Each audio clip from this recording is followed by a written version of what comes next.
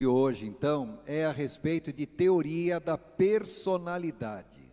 Quando falamos em teoria da personalidade, na realidade, existem N teorias diferentes a respeito desse assunto.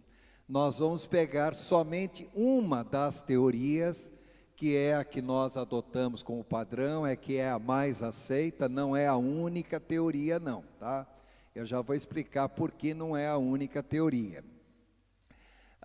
Nós estudamos na primeira parte do curso sobre os elementos que constituem a personalidade humana.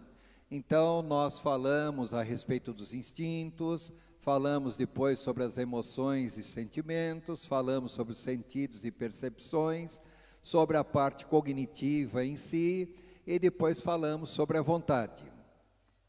Na semana passada, nós abordamos que esses 5 elementos, ou esses 5 conjuntos de elementos, podem ser condicionados, podem ser doutrinados, e eles são, não só podem, como são realmente condicionados ao longo de toda a nossa vida. Lembrando a todos vocês que desde o momento que nós nascemos até quando nós viermos a morrer, a nossa personalidade em si estará sempre em formação. Ou seja, todos aqueles elementos, instintos, emoções, sentidos, as cognições e a vontade, todos esses elementos estão em processo de formação enquanto nós estivermos vivos. No entanto, eu destaquei a vocês que existem 3 momentos na vida da gente em que aqueles elementos são extremamente importantes ou são mais facilmente visíveis. É na segunda infância, época em que a criança ela copia os modelos, os padrões que ela vai adotar.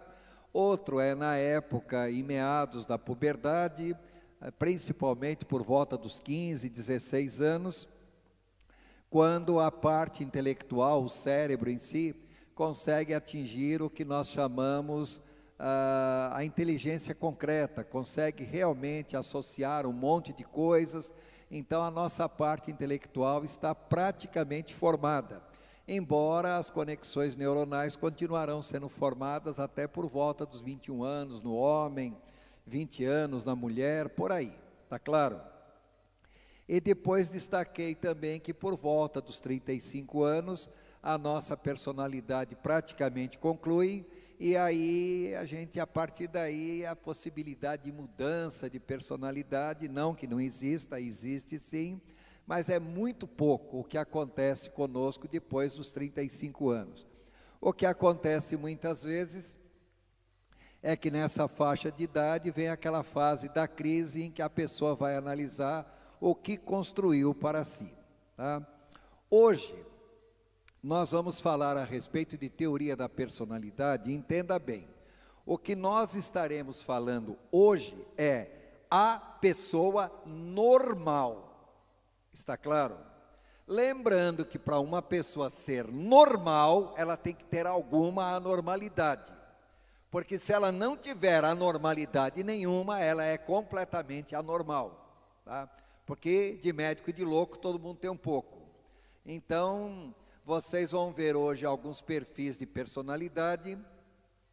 Entendam, nós vamos pegar 16 perfis básicos, esses perfis se combinam entre si, aí vocês multipliquem 16 por 16, dá 256, multipliquem 256 por 256, vocês vão chegar a números fantastilhões aí, de diferentes perfis de personalidade. Então, entenda que para nós encontrarmos 2 pessoas absolutamente idênticas, nem gêmeos univitelíneos são assim. Ficou claro isso a todos? Então, hoje nós vamos falar dos perfis normais. Os perfis anormais, nós começaremos a abordar a partir da semana que vem. Claro isso para todos? Então, quando nós falamos em teoria da personalidade, nós vamos estudar sobre os tipos psicológicos de acordo com Jung, tá? Myers e Briggs, que é o que nós estaremos abordando agora. Bom, então já que nós vamos falar de acordo com Jung, uma frase dele para a gente começar a pensar. Conheça todas as teorias, domine todas as técnicas, mas ao tocar uma alma humana, seja apenas outra alma humana. Em outras palavras, seja sensível e coloque na cabeça que vocês nunca serão donos absolutos da verdade. Por mais que a gente conheça o assunto, tem coisas que nós vamos ter que deixar em aberto. Então, recapitulando rapidamente, quanto aos aspectos psíquicos da personalidade, preciso explicar cada um desses aspectos novamente? Nós já abordamos várias vezes e pedi para que vocês decorassem. Então, temos os instintos, emoções, sentidos, cognições e vontade. Para que servem mesmo os instintos? Manutenção da vida. Para que servem as emoções e os sentimentos? Para nós reagirmos a estímulos do meio ambiente. Tá bom, mas como é que nós percebemos os estímulos do meio ambiente? Através dos sentidos. Ficou claro? Então, os estímulos do meio ambiente chegam até nós através dos sentidos, nós reagimos inconscientemente através das emoções e sentidos, mas a finalidade última sempre é satisfazer algum instinto. Além disso, também nós não podemos esquecer a parte de cognição, a parte de intelecto. Preferimos o nome cognição porque praticamente tudo que existe no nosso intelecto foi adquirido por conhecimento, por isso nós usamos o termo cognição, tá? Então, todos os demais, todas aquelas funções mentais que nós chamamos, que nós abordamos, a maior parte das quais são inconscientes, são poucas as coisas que de fato chegam ao nosso consciente. E vamos usar tudo isso para exercer a nossa vontade, o nosso livre-arbítrio, a capacidade de decisão, que na realidade o nosso livre-arbítrio não é tão livre assim, porque nós agimos de acordo com determinados padrões ou esquemas mentais que nós já trazemos engessado dentro de nós e que foram sendo formados ao longo da vida.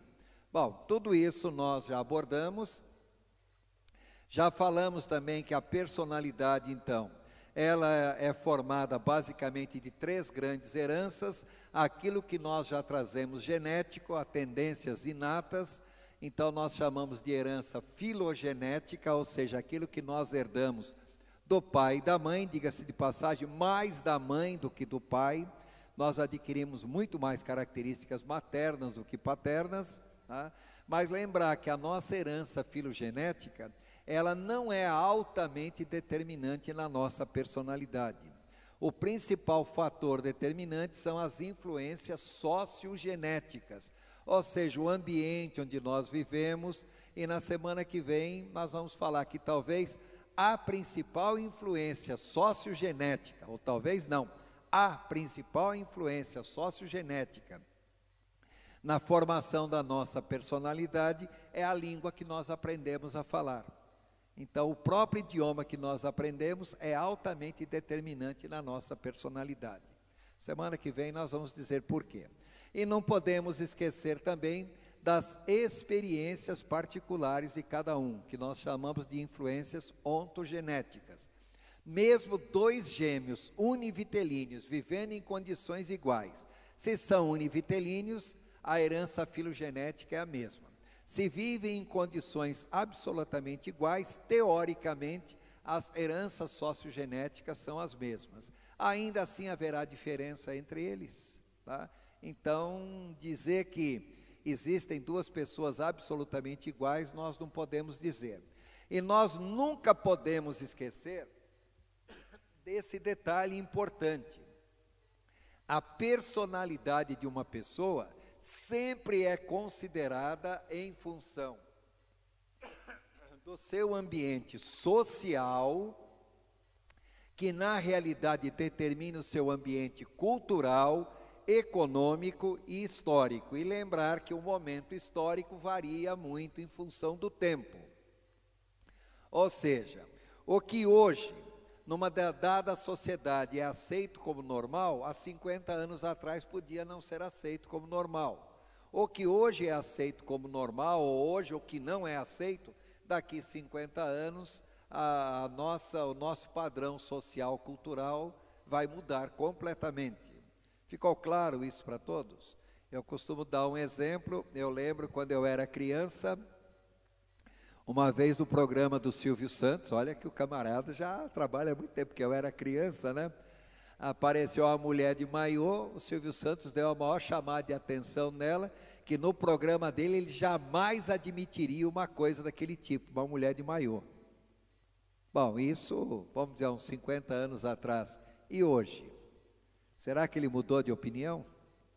Tá? Então é para vocês verem como os padrões sociais mudam muito em função do tempo. Eu me lembro quando era criança, era inadmissível que um obreiro cristão fosse na igreja sem paletó e gravata e sem chapéu. E hoje em dia? Não usamos mais chapéu, não usamos paletó e gravata, e nem por causa disso deixamos de ser crente. Eu lembro ainda da época em que se uma mulher cortasse o cabelo, era excluída sumariamente da igreja. Hoje em dia nós damos importância para isso, se a mulher corta ou não corta o cabelo. Então é para vocês entenderem que os padrões culturais mudam muito, tá claro? Bom, em outras palavras, a nossa própria personalidade muda em função do tempo. Bom,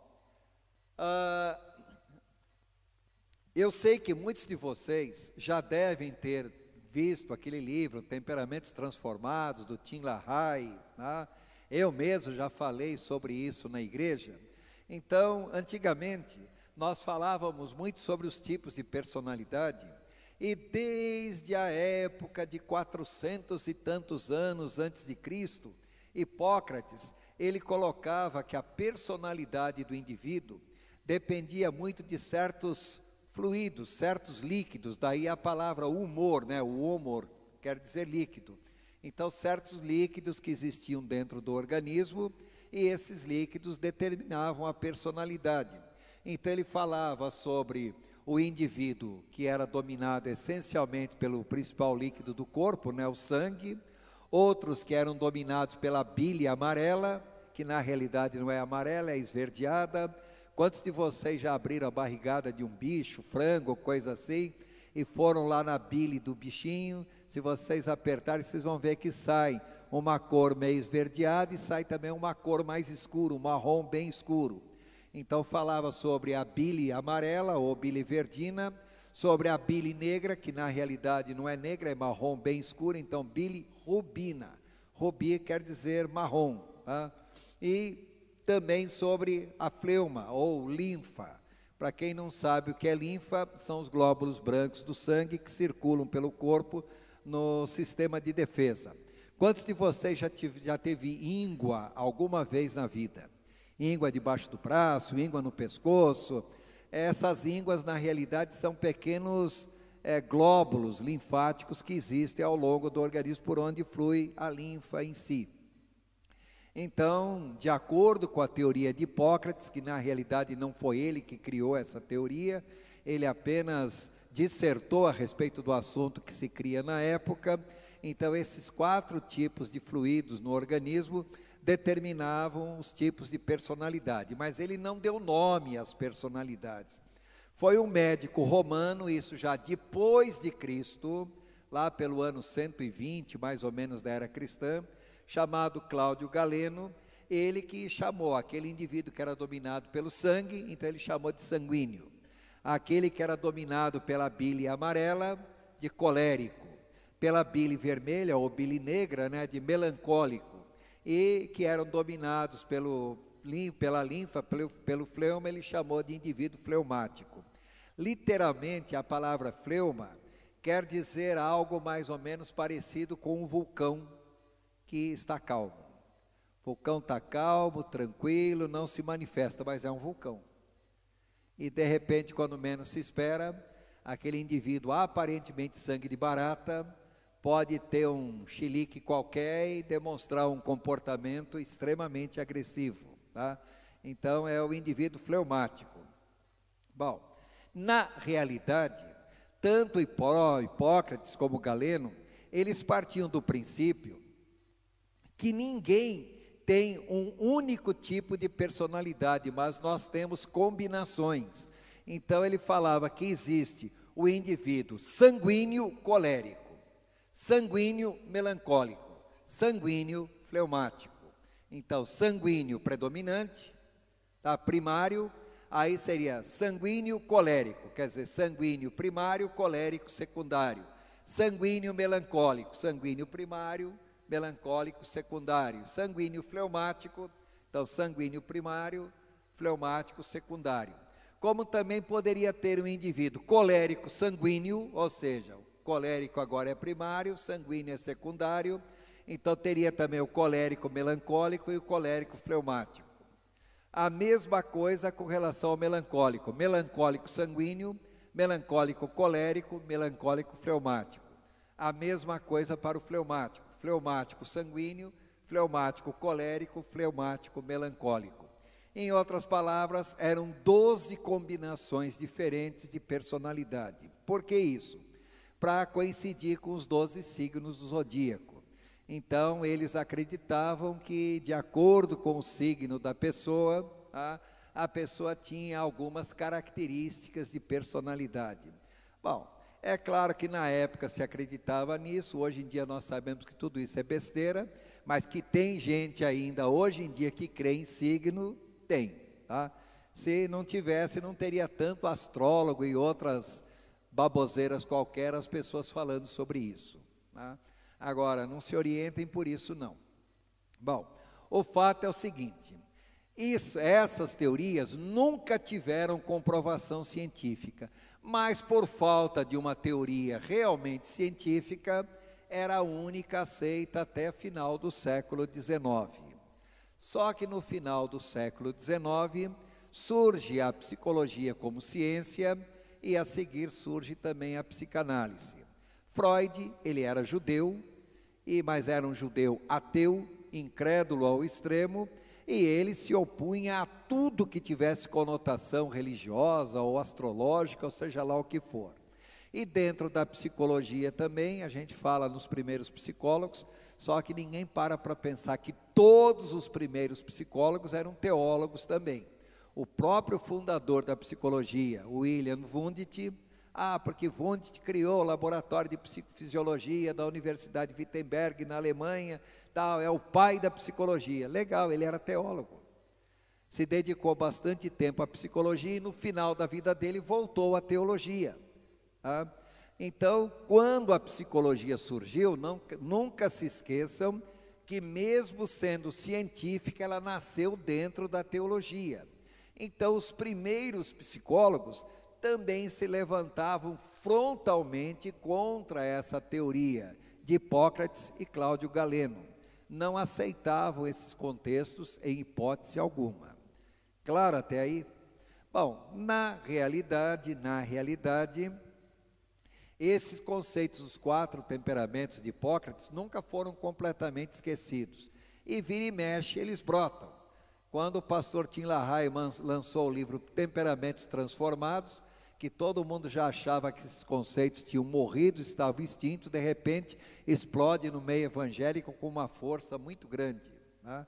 Bom, o fato é o seguinte, desde que a psicologia surgiu como ciência, esse conceito dos 4 temperamentos foi entrando por água abaixo, né? Agora, surgiram várias teorias modernas, na minha opinião. Tem um professor da Universidade de Brasília chamado Luiz Pasquale. Dentre as várias teorias que eu já li sobre o assunto, eu diria que as teorias de Luiz Pasquale são as melhores, mas ele é brasileiro. E sabe como é que é, né? Só tem valor o que é feito por estrangeiro. O que é feito por brasileiro realmente não vale muita coisa não, tá? Agora, se um estrangeiro lançar alguma coisa, então, isso tem autoridade, foi alguém de fora do Brasil que lançou tal teoria. Bom, o que eu quero que vocês entendam é o seguinte, não existe uma única teoria sobre personalidade. Agora, nós temos que lembrar, tá, que essas teorias modernas, elas vão lançar vários padrões, vários tipos. Entendam, tá? É impossível encontrar um indivíduo que possa ser rotulado em um único tipo. Então, vocês vão falar, esse aqui é o elemento típico tal. Esqueçam, vocês vão ver, vocês mesmos que vocês terão um perfil primário, um perfil secundário, um perfil terciário, um perfil quaternário. Isso se não tiver entre vocês pessoas que tenham 2 perfis primários, 2 perfis secundários, numa pancada só. Tá? Então, eu sei qual é o meu perfil primário e sei qual é o meu perfil secundário. Mas em termos de nota entre um e outro, no meu caso, a diferença é de 0,02. Quer dizer, o meu perfil primário e secundário, eu posso dizer que eu tenho 2 primários numa pancada só. Tá? Então, vocês vão ver, hoje ainda, ou mais tardar quinta-feira, esse problema de perfil em vocês mesmos. Então, cada tipo, cada um dos perfis, pode apresentar semelhanças pontuais entre os demais perfis. Então, de repente, um perfil tem uma determinada característica, mas outro perfil tem a mesma característica. Então, nós não podemos ficar fechando questão. E outra coisa, dentro de cada um desses perfis, vocês vão ver que uma característica pode variar de um extremo a outro extremo. Tá? Daqui a pouco vocês vão entender essa escala de extremo. E entendam bem, não existe perfil melhor nem pior.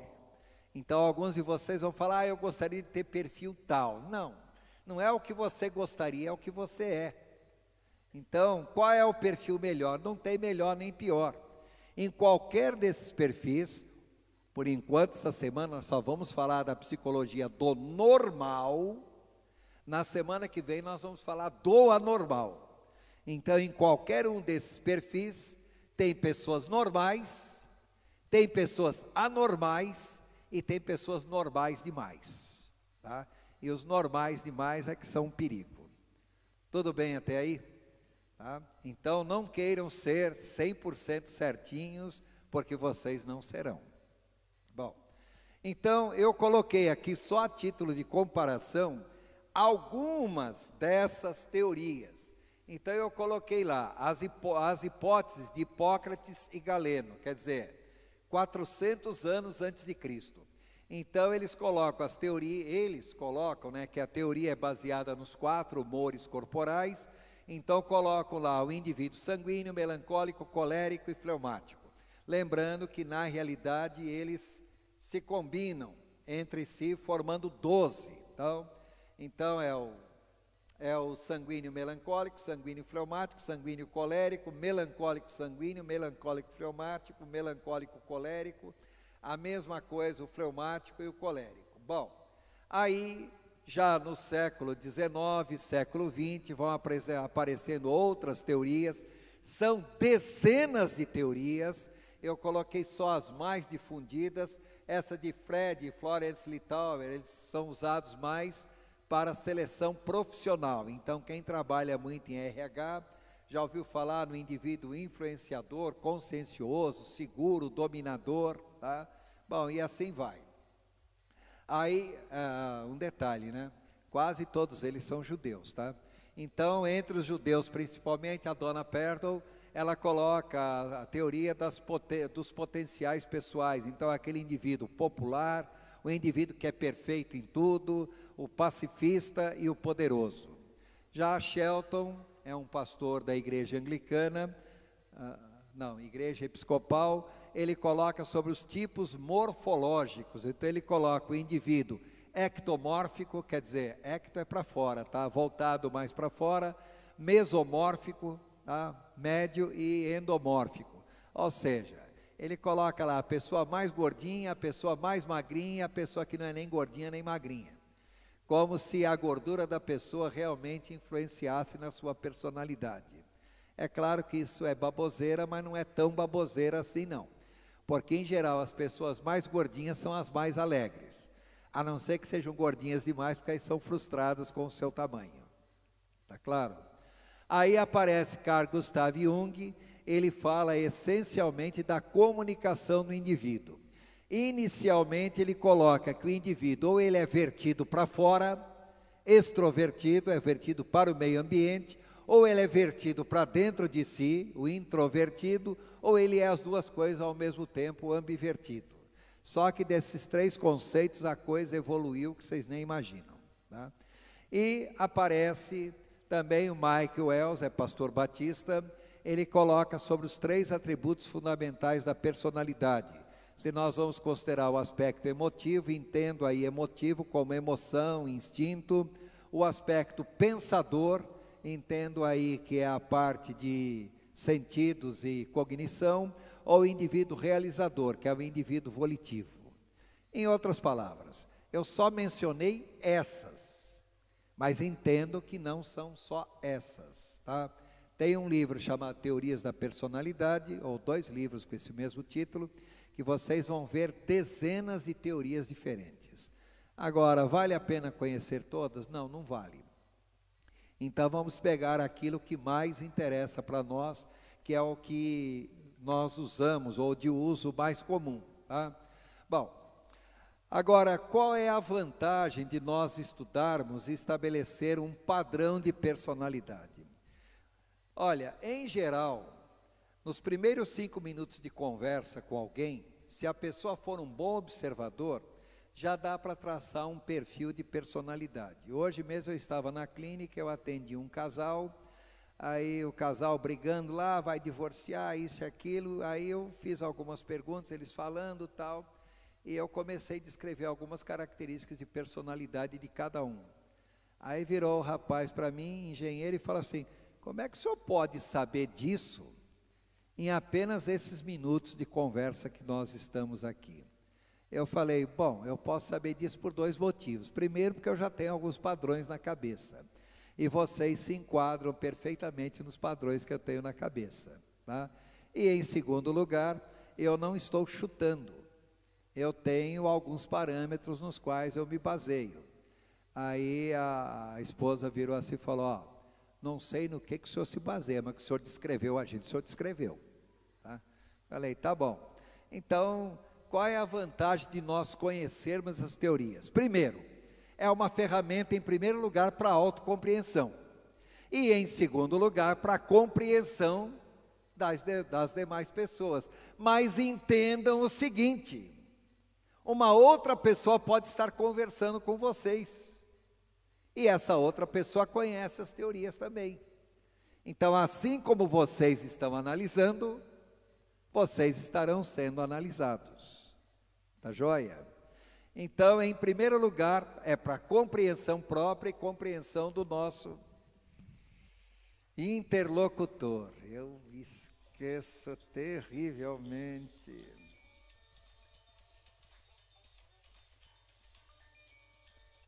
Tá? Desculpem, eu me esqueci desse pequeno detalhe. Tá? Então, permite também fazer uma análise do interlocutor em poucos minutos de conversa. É o modo de perceber como nós somos vistos pelos outros, não é só como nós vemos os outros, não, como também os outros veem a gente, tá? É um modo do conselheiro trabalhar com alguma coisa mais segura na hora de falar, tá? Permite estabelecer alguns padrões de relacionamento, até algumas possíveis psicopatologias que a pessoa possa evoluir, não quer dizer que vai evoluir, tá? Lembrar também que no ambiente social nós sempre temos aquelas pessoas que são mal intencionadas, e muitas vezes, conhecendo o perfil de personalidade, nós já podemos até ficar meio de sobreaviso com relação a algumas pessoas, as armadilhas que eles arranjam com relação a gente, tá? E é claro, servir de orientação para a gente no momento que nós vamos aconselhar alguém. Claro até aí? Então, por isso que nós conhecemos. No entanto, antes de falar em teoria, atenção nisso aqui. Cuidados em se estabelecer perfis. Primeiro cuidado, evite analisar e rotular a pessoa como portadora de um determinado perfil. Tá? Quer dizer, procurem conhecer mais antes de emitir opinião. Porque às vezes nós podemos ter uma primeira impressão de início, e essa primeira impressão pode não valer de fato. Então, cuidado em sair rotulando alguém à torta e à direita. E vocês vão ver que alguns rótulos não são muito agradáveis, não. Tá? Podem ser olhados até de maneira um tanto quanto pejorativa. Lembrar também que os perfis não são rígidos, porque a pessoa não tem um único perfil. Sempre nós temos 2, 3, 4 perfis diferentes. Então, temos um dominante, um secundário, um terciário, um quaternário, de repente podemos ter 2 dominantes, e um secundário, um terciário, ou podemos ter 2 dominantes, 2 secundários. Então, evitem falar, tal pessoa é tipicamente isso. Esqueçam. Não tem esse negócio de tipicamente isso ou aquilo, tá? Lembrar que são perfis. Todo perfil tem qualidades. Para cada qualidade há um defeito. Todo perfil tem defeito. E para cada defeito há uma qualidade. Então, não busquem o melhor perfil, que todo perfil tem qualidades e defeitos. E vocês vão ficar surpresos em ver que vocês têm defeitos. Tá? Vocês não são perfeitos. Tá claro? Evitar isso de expor a pessoa ao ridículo. Eu já vi pessoas sendo analisadas. Uma vez eu fui obrigado a chamar a atenção de uma colega numa palestra, ela psicóloga, tinha um camarada ali que era chato toda a vida, como interlocutor ali, interrompia tudo quanto era coisa, e essa colega resolveu dar uma chamada de atenção nele, analisando o perfil dele, só colocando defeitos. Tá? Aí eu peguei e falei, olha, você toma cuidado com o que você está fazendo, tá? Porque você está humilhando a pessoa em público, só destacando os defeitos. Essa pessoa pode entrar na justiça contra você. Tá? Aí a colega, eu falei, tá, ela mudou. Então, cuidado antes de expor alguém só destacando defeitos da pessoa, tá claro? Bom, e eu já coloquei ali no item 5, tá, que a pessoa pode ser contestada judicialmente. E uma outra coisa, nós vamos ver daqui a pouco, que de acordo com o perfil, a pessoa pode ter uma inclinação para uma dada patologia, não quer dizer que ele vá desenvolver aquela patologia, não. E de acordo com o perfil, a pessoa pode ter uma inclinação para uma determinada atividade profissional. Eu vi uma vez, num laboratório de fotografia, aí eles estavam fazendo uma avaliação de algumas pessoas para selecionar para trabalhar ali, aí chegaram, pegaram um rapaz ali, o seu perfil é tal. No seu perfil você não se enquadra como fotógrafo ou para trabalhar nessa área. Simplesmente eliminaram o rapaz. Tá? Bom, mais tarde, o rapaz entrou na aeronáutica, foi o primeiro colocado na turma dele e foi classificado para fotografia e aerofotogrametria.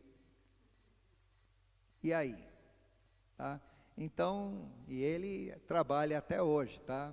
Em aerofotogrametria, quer dizer, disseram que ele não servia para fotografia.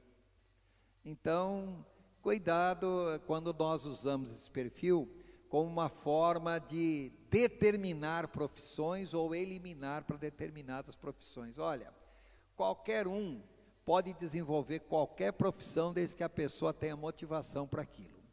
Mesmo que porventura ela não tenha inclinação especificamente para aquela profissão, ela pode dominar qualquer arte, desde que ela realmente se empenhe. Então, muito cuidado nesse aspecto, tá? Bom, uma outra coisa, todo perfil tem qualidades e defeitos, então não use o perfil para justificar defeitos de quem quer que seja. Você é assim porque o seu perfil é desse jeito. Não, tá? Então não use o perfil para justificar defeitos. Lembrar mais uma vez que não existe nem perfil nem melhor nem pior, todos têm qualidades e defeitos, tá? Lembrar também que o perfil, já que o temperamento, o estado de humor varia com o tempo, então é óbvio que o perfil também pode variar. Uma avaliação hoje, vocês podem chegar com o perfil primário tal. Daqui 1, 2 anos, vão fazer uma outra avaliação e talvez aquele que foi perfil primário na avaliação anterior não vai valer mais, porque na realidade nós mudamos, tá? Agora, quando a pessoa já é mais velha, depois dos 35 por aí, a probabilidade de mudança é bem menor. Um detalhe: por força de lei, não se aplica teste de perfil de personalidade a pessoas inferiores a 16 anos de idade. Então, é claro, nós podemos aplicar numa criança, podemos. Dá para ter uma noção de como a criança é? Dá sim. Mas nós já podemos fechar um diagnóstico em cima de uma criança? Não, porque criança muda muito. Até os 16 anos, as probabilidades de mudança são enormes. Tá? Então, entendam que todo mundo muda. Tá? Bom, lembrar também que o temperamento pode ser alterado em função de saúde, medo, cansaço, tá? Um monte de fatores ali podem interferir. Então, automaticamente a pessoa pode mudar e muito. E lembrar de um detalhe: eu não posso olhar para a cara de alguém e deduzir. Então, quem vai me dar as informações de análise é a própria pessoa analisada. Agora, será que a pessoa analisada está sendo realmente sincera nas informações que ela está me dando? De repente ela pode estar me dizendo meias verdades, e toda meia verdade é uma meia mentira. De repente ela pode não estar mentindo, mas ela pode estar omitindo informações. Tá? Então, lembrar que essa avaliação, por melhor que a gente faça, por mais criterioso que a gente como técnico tente fazer, eu me baseio em informações que a pessoa está me dando. E até que ponto essas informações são 100% confiáveis. E vocês verão que nem sempre nós podemos confiar naquilo que a pessoa fala para a gente. Ficou claro? Bom, e encerrando, tá? Todos esses perfis, tá? Têm dificuldade, ou todas as pessoas têm dificuldade de ver pontos positivos. Nos outros, só vê os pontos positivos em si mesmo. Nos outros, só vê pontos negativos. Em si, não vê pontos negativos, tá? Só vê pontos positivos. Em outras palavras, eu vou falar uma coisa para vocês. Eu costumo pegar esse teste, quando eu faço em clínica para casal, eu pego os dois lá, marido e mulher. Então, marido, você vai fazer uma avaliação sua. Esposa, você vai fazer uma avaliação sua. Terminaram? Agora, marido, você vai fazer a avaliação da sua esposa. Esposa, você vai fazer a avaliação do seu marido. E digo uma coisa para vocês. Até hoje, eu ainda não me lembro de nenhum caso, pelo menos não agora de cabeça, eu não me lembro de nenhum caso quando um cônjuge avalia o outro, que realmente tenha chegado naquele ponto exato, de acordo com o que o outro julgou a si mesmo. Tá? Pode até chegar no mesmo perfil, mas não vai chegar no mesmo valor. Tá? Quer dizer, mesmo duas pessoas que teoricamente se conhecem e se conhecem bem, ainda assim haverá diferença, e uma diferença bem significativa. Tudo bem até aí? Eu esqueci de falar, já que nós estamos falando em valores. De repente, vocês fazendo esse teste hoje, vocês vão determinar um valor tal para tal perfil. Fazendo esse mesmo teste daqui a um ano, talvez vocês não mudem de perfil, mas podem mudar o valor para aquele perfil. Tá? Isso para deixar claro para vocês que todos nós mudamos. Tudo bem até aí? Todo mundo entendeu tudo? Ou ninguém entendeu nada? Não? Tá bom, já que todo mundo entendeu tudo, tá? Então deixa eu explicar para vocês. De 1914 a 1928, ou 1914 a 1918, aconteceu a Primeira Guerra Mundial, principalmente na Europa. Então foi uma guerra que até então nunca tinha havido uma guerra numa proporção como aquela.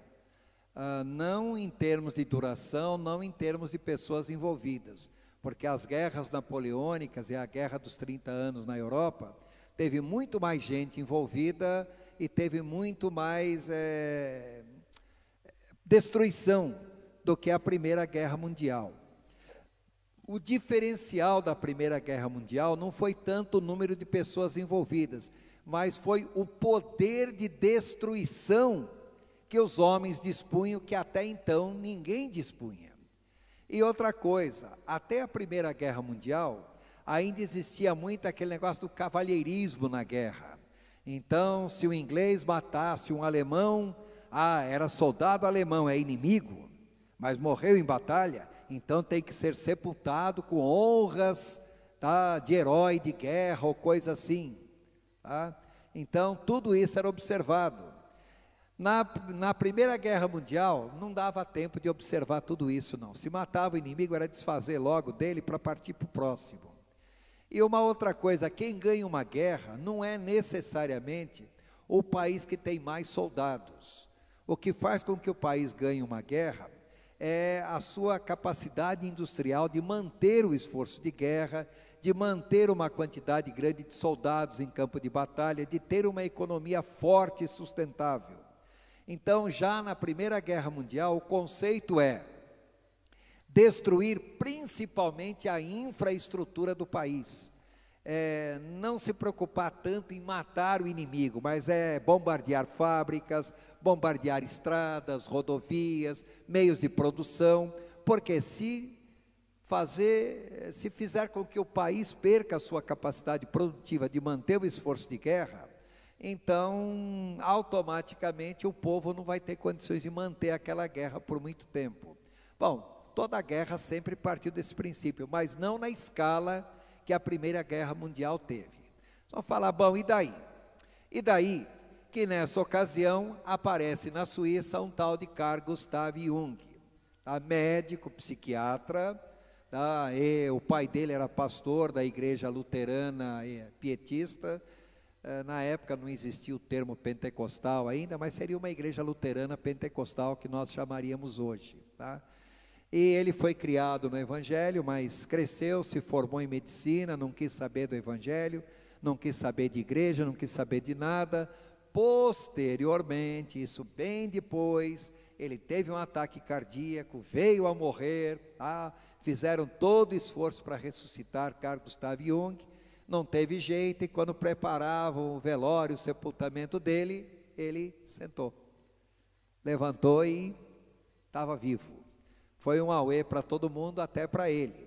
Ele que tinha abandonado o Evangelho, acabou voltando ao Evangelho, mas de uma maneira meio esquizofrênica, tá? Bem diferente em vários conceitos. Bom, mas o que eu quero chamar é que antes dessa experiência acontecer com Carl Gustav Jung, ele observava o seguinte: duas pessoas, muitas vezes gêmeos univitelíneos, portanto a bagagem genética é a mesma, iam para o teatro de guerra, muitas vezes não eram necessariamente soldados, mas eram pessoas que viviam nos campos e sofriam as devastações do campo, os horrores da guerra. Foi uma guerra realmente altamente destrutiva. Para vocês terem noção, na Primeira Guerra Mundial morreram 14 milhões de pessoas. Se vocês levarem em consideração que a população todinha do Brasil na época era 10 milhões, quer dizer, morreu mais do que o equivalente à população inteira do Brasil, tá? Então, Carl Gustav Jung, ele observava duas pessoas de mesma herança filogenética, duas pessoas que passavam exatamente pelas mesmas experiências, ou seja, bagagem sociogenética é a mesma. Essas pessoas voltavam das guerras, algumas como se nada tivesse acontecido, outras totalmente piradas. Algumas voltavam com uma determinada enfermidade, outras com outro tipo de enfermidade.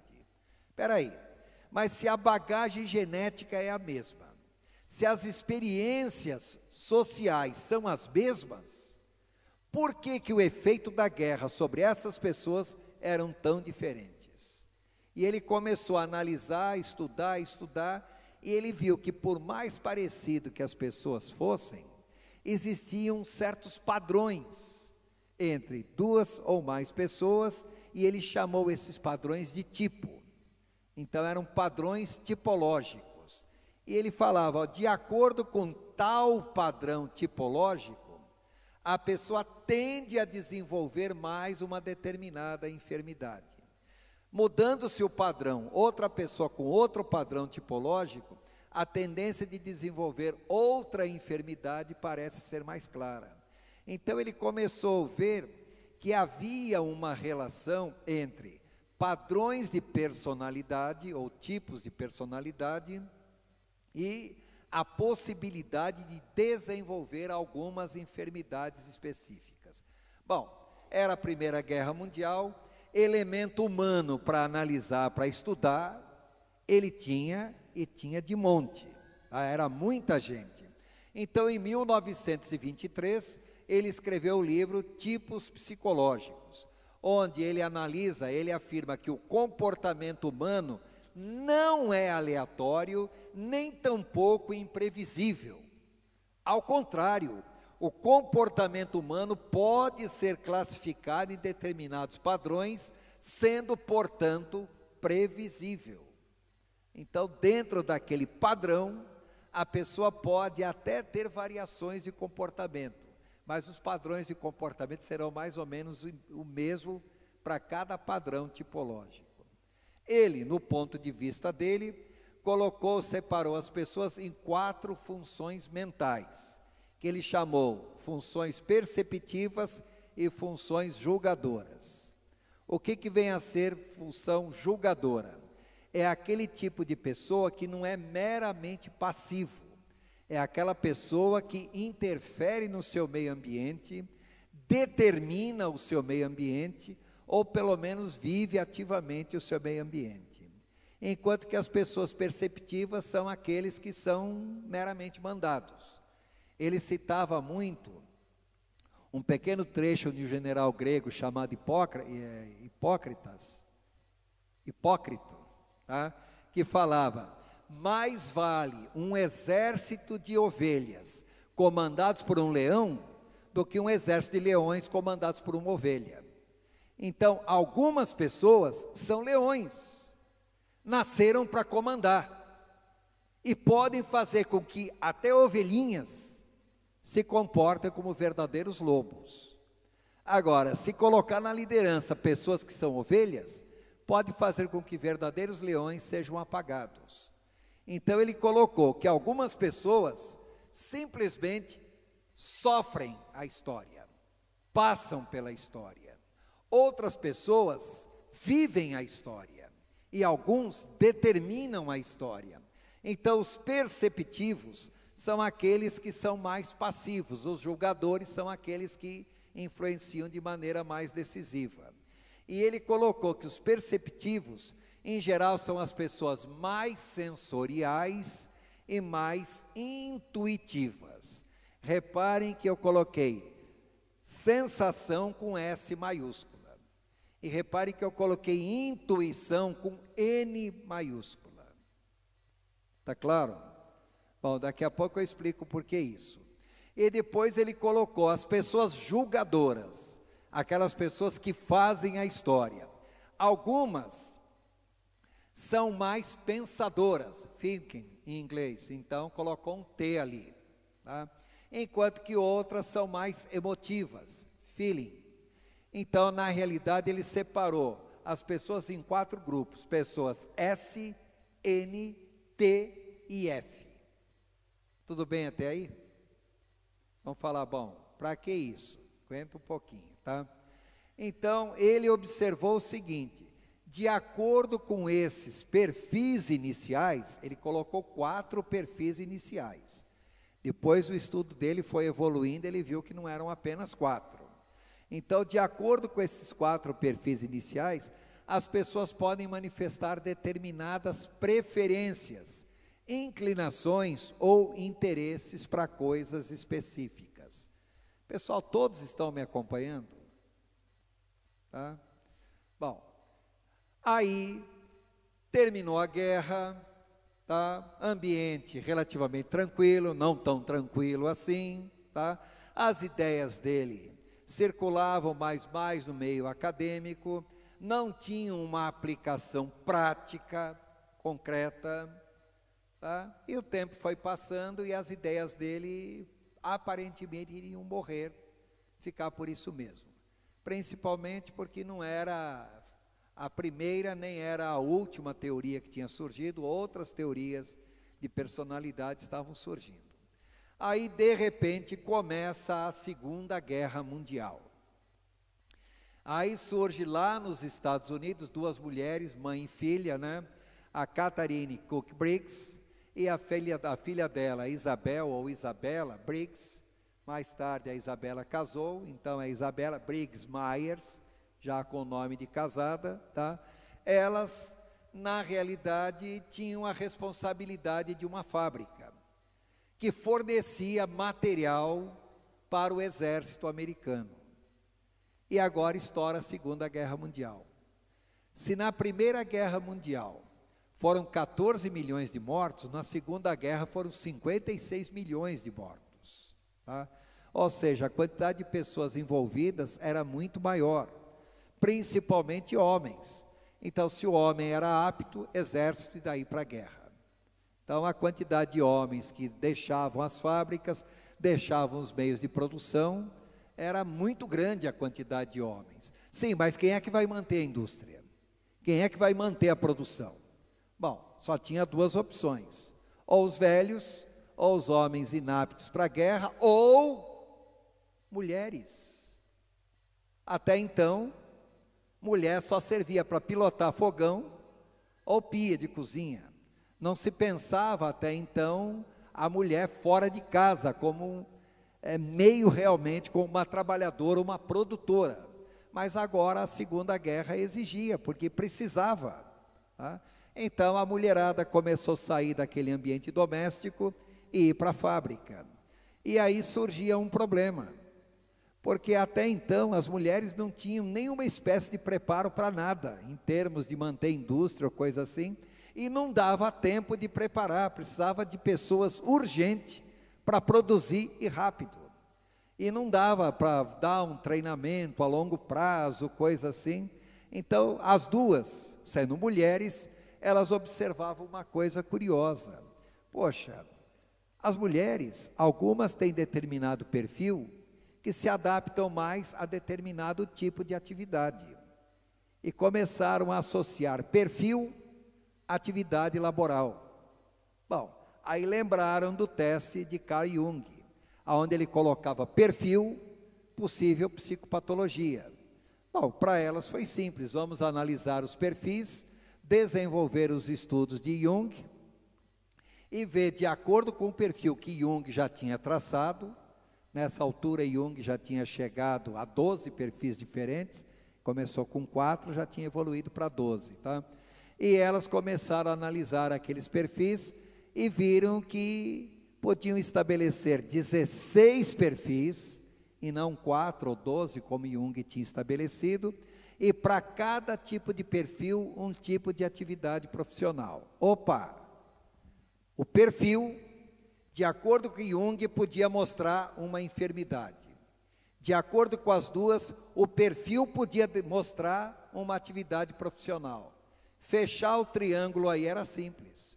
Ou seja, uma dada atividade profissional poderia levar a pessoa a desenvolver uma dada patologia. Então, hoje em dia, nós falamos muito sobre enfermidades laborais, determinados tipos de atividades que faz com que a pessoa desenvolva certas patologias.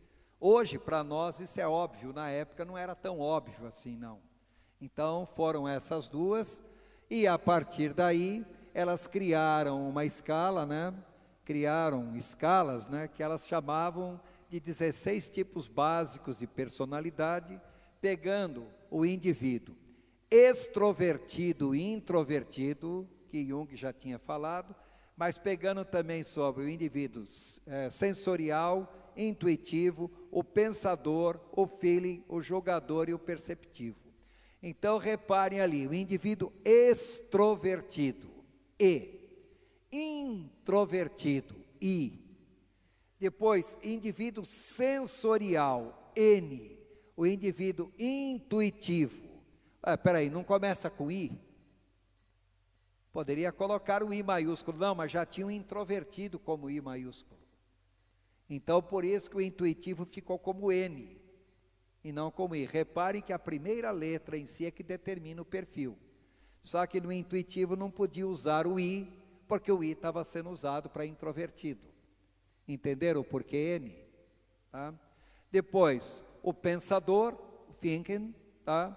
O emotivo, o sentimental, o feeling, o jogador, o J, e o perceptivo, o P mesmo. Então, com isso, acabou chegando ali a alguns tipos básicos. Essa escala foi desenvolvida e recebeu o nome de MBTI, Myers-Briggs Type Indicator, tá? Ou Myers-Briggs Typological Inventory, inventário tipológico de Myers e Briggs, tá? Que faz a identificação de perfis de personalidade, perfis de liderança, perfis de colocação profissional, perfis de relacionamentos sociais e assim por diante. Mais uma vez, lembrando que, cuidado, não existe perfil melhor nem pior, são perfis. Ficou claro isso para todos? Se bem que vocês vão ver que com alguns perfis vocês criarão até raiva, tá? Mas entenda que o que pode ser pior para vocês, para outra pessoa pode ser o melhor, tá? Tudo isso é muito relativo. Então, reparem que as preferências de cada tipo são os 8 componentes constituintes que nós já falamos, tá? E a pessoa tende a oscilar para um dos lados. Então, observem. Aí vem a pergunta: qual a direção da sua energia ou para onde o seu foco é voltado? Existem pessoas que são muito voltadas para o meio exterior. Então, é o indivíduo extrovertido. Existem pessoas mais voltadas para o seu interior, é o indivíduo introvertido. Agora, lembrando que ninguém é absolutamente extrovertido ou absolutamente introvertido. Nós oscilamos numa escada. Se alguém for 100% extrovertido, possivelmente é 0% de introvertido. Mas se a pessoa não for 100% extrovertido, é porque automaticamente não é 0% introvertido. Ah, mas uma pessoa não podia ser 100% em cada um? Poderia. Se a pessoa for um apóstolo Paulo, se a pessoa for um Leonardo da Vinci, se for um Isaac Newton, tá? Então a pessoa pode pegar os extremos da escala. Mas são pessoas que nasceram fora da sua época, fora do seu tempo, são aqueles gênios que não corresponde à realidade da grande maioria da população, tá? Então, lembrar que nós podemos oscilar entre extrovertido e introvertido quando nós falamos a nossa relação com o meio ambiente. Quando nós falamos o modo como nós recebemos as informações do meio ambiente. Alguém pode receber as informações essencialmente pelos sentidos, é sensorial. Enquanto que outras pessoas são altamente pensativas e podem deduzir informações, mesmo que não esteja recebendo uma informação sensorial. Então, são as pessoas mais intuitivas. Então, alguém pode oscilar também entre altamente sensorial e altamente intuitiva. Existem pessoas que gostam de tomar decisões, enquanto que outras pessoas já não gostam tanto de tomar decisões. Agora, tomar decisões, usam o que para tomar decisões? São mais racionais ou são mais emotivas? Qual é a finalidade das emoções? Não é fazer que a pessoa reaja a um estímulo do meio ambiente? Só que algumas pessoas são só emotivas. Teve um estímulo, a pessoa reage, a cabeça não pensa. Enquanto que tem outras pessoas que não são emotivas, são extremamente racionais. Então, para tomar decisões, usa o que mais? O pensamento ou mais as emoções? Tá? E no que se refere ao modo como gosta de organizar o seu mundo, ou seja, nasceu para mandar ou nasceu para ser mandado? Então, se nasceu para mandar, é um julgador, é um J. Se nasceu para ser mandado, é um perceptivo. Está claro até aí? Estão aqui? Ou já entraram em transe? Ah, tá. Bom, continuando. Então, o indivíduo extrovertido e introvertido. Como ele interage com o mundo. Então, o extrovertido, ele interage bem com o seu meio social, é aquele tipo de pessoa, é o animador de festa, é o animador de velório. Onde ele vai, ele gosta de gente, de movimento, gosta de auê, gosta de agitação, enquanto que o introvertido, ele é mais fechado em si mesmo, nas suas próprias ideias, nas suas memórias, tá? Ele já é mais fechado em si mesmo. Então, os extrovertidos se dão melhor em atividades em grupo, e os introvertidos se dão melhor em atividades isoladas. Vocês gostam de trabalhar mais em grupo ou trabalhar mais sozinhos? Tá? O que é melhor, trabalhar em grupo ou trabalhar sozinho? Depende. Tá? Eu sou o tipo de pessoa que prefiro trabalhar sozinho. Por quê? Porque é o meu jeito, o modo como eu penso, nem sempre a pessoa acompanha. E eu, às vezes, quando estou desenvolvendo uma ideia, eu não tenho muita paciência de ficar explicando passo a passo para os outros a ideia que eu estou desenvolvendo. Depois que eu desenvolvi, aí eu explico. Tá? Mas não fica me interrompendo enquanto eu estou pensando. Deixa eu pensar primeiro. Depois que eu pensar, eu articulo a ideia para explicar. Agora, tem gente, não, que se colocar a pessoa sozinha, a pessoa pira. Tá? Eu lembro quando eu trabalhava no CTA, no antigo IPV, hoje é ICEA, nós tínhamos um local lá que era uma sala fechada, onde se fazia manutenção de circuitos que precisava de total isolamento de influências de radiofrequência. Então era um quarto onde a pessoa fechava, isolamento acústico total. Não se ouvia um barulho que fosse. O isolamento era completo. Para mim aquilo era uma beleza. Eu entrava ali, não tem barulho nenhum. Eu estava numa boa. Tinha gente que entrava ali, depois de 3, 4 minutos, o silêncio era tão grande que fazia um barulho tremendo na cabeça da pessoa. E tinha gente que pirava. E tinha gente que pedia desesperadamente para sair. Quer dizer, é uma questão de cada um. Tá? Então, entenda que isso é uma escala, eu posso variar de extrovertido a introvertido e vice-versa. Então, eu sei que está atrapalhando a prancheta, mas olha ali embaixo. Eu tenho extrovertido para a esquerda, introvertido para a direita. Então, observe, o extrovertido são energizados quando interagem com outras pessoas, gostam de interagir. O introvertido são energizados quando despendem o tempo sozinhos. Tá? Em outras palavras, deixa eu trabalhar sozinho que eu me saio melhor. Tá? O extrovertido, os extrovertidos gostam de concentrar sua energia no mundo externo das coisas e pessoas. Os introvertidos gostam de concentrar sua energia no mundo interno de ideias e pensamentos. Tá?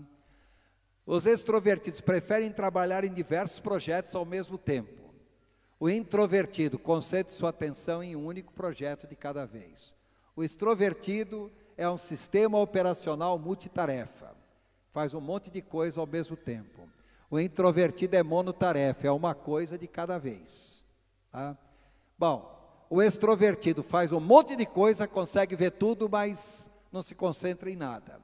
O introvertido, ele é altamente focal, quando ele pega o negócio, vai naquilo e segue em frente. O que eu quero que vocês entendam é o seguinte, não tem melhor, não tem pior. São características pessoais. Ficou claro isso? Bom, eu não vou ler todos os itens ali, tá? Só a última linha. Preferem extensão em vez de profundidade. O que é extensão? Preferem contato, preferem se envolver com um monte de coisa, mas não se envolve profundamente em nada, com cada uma dessas coisas. O introvertido prefere profundidade em vez de extensão, quer dizer, se envolve com menos coisa, mas naquilo que ele se envolve mais profundamente. Que depois vai ser perguntado para vocês se vocês preferem extensão ou profundidade. Então é para vocês entenderem agora. O que é extensão? Envolvimento com várias coisas, tá?